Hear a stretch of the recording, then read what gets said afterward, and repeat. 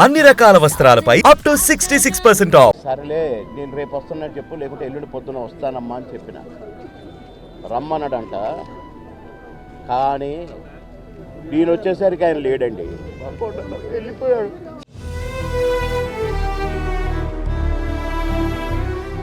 ఇంటికి వస్తే ఎంతో సంతోషంగా రారా బోరు కొడుతుందిరా అనేవాడు. ఇప్పుడేమో హాయిగా పడుకున్నాడు.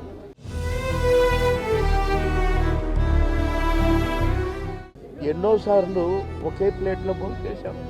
అన్నం ముద్దలు కలిపి పడ్డాను. తినవా, టైం తక్కువదిరా అది అనేవాడు. కోటన్న ఎటెళ్ళిపోయావు? సొంత తమ్ముడు కన్నా కూడా నన్నే ఒక తమ్ముడిలా చూసుకున్నావు. ఒకే కంచంలో తిన్నాం, ఒకే మంచంలో పడుకున్నాం. అలాంటి బంధాన్ని వదిలేసి నువ్వు ఎట్టెళ్ళిపోయావు. కోటన్నకు తమ్ముడు ఉన్నాడు, కానీ నేనే అసలు తమ్ముడుగా ఫీల్ అయ్యేవాడు. ఎన్నోసార్లు ఒకే ప్లేట్లో భోజనం చేశాం. నిన్ననే ఫోన్ చేసి ఇంటికి రమ్మన్నావు కదా, వచ్చేసరికి లేవేంటి అని చెప్పేసి కోట శ్రీనివాసరావు మృతి పట్ల బాబుమోహన్ కన్నీటి పర్యంతమవుతూ కొన్ని వ్యాఖ్యలు చేశారు. నాకు ఆయన తెలుగు ప్రజలందరికంటే కూడా నాకే ఎక్కువగా ఆప్తుడు అని చెప్పి కన్నీటి పర్యంతమయ్యారు బాబుమోహన్. రెండు రాష్ట్రాల ప్రజల కంటే నాకే ఎక్కువ ఆత్మీయుడు కోటన్న. అలాగే మా ఇద్దరి అనుబంధం స్క్రీన్ మీద ఎలా ఉంటుందో, పర్సనల్గా కలిసినప్పుడైనా లేకపోతే బయట మాట్లాడుకుంటున్నప్పుడైనా ఎప్పుడైనా సరే మా అనుబంధం అలాగే ఉండేది. పాము ముంగిసలాగా ఎప్పుడు కొట్టుకుంటూ తిట్టుకుంటూ ఉండేవాళ్ళం, పంచులేసుకుంటూ ఉండేవాళ్ళం. కానీ ఆ అనుబంధంలో కూడా ఎంతో ఆప్యాయత ఉండేది అని చెప్పేసి ఆయన కోట అన్న అంటూ కూడా ఎంతో కన్నీరు పెట్టుకుంటూ విలపిస్తూ ఉన్నారు. అలాగే నిన్ననే ఫోన్ చేశాను, నాకు నిన్న ఫోన్ చేశాడు కోట అన్న. ఫోన్ చేసి ఎక్కడున్నావురా, ఏం చేస్తున్నావురా అని ఎంతో ఆప్యాయంగా పలకరించాడు.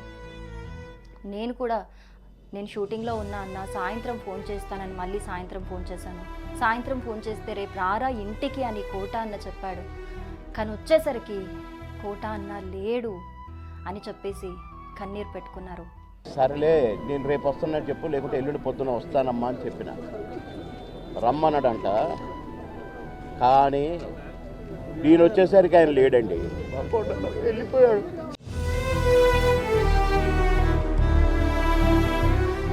ఇక స్క్రీన్పై ఎంతలా ఆయన ప్రేక్షకుల్ని మెప్పించారో, ఇటు నిజ జీవితంలో యాదృచ్ఛికంగా వీరిద్దరు కుమారులు కూడా యాక్సిడెంట్లో కన్ను మూయటం విషాదకరమని చెప్పాలి.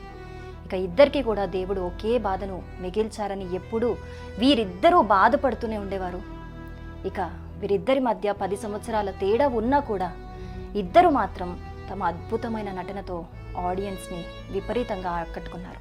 సుమన్ టీవీలో మీ పర్సనల్ అండ్ బిజినెస్ ప్రమోషన్స్ కోసం కింది నెంబర్కి కాంటాక్ట్ చేయండి.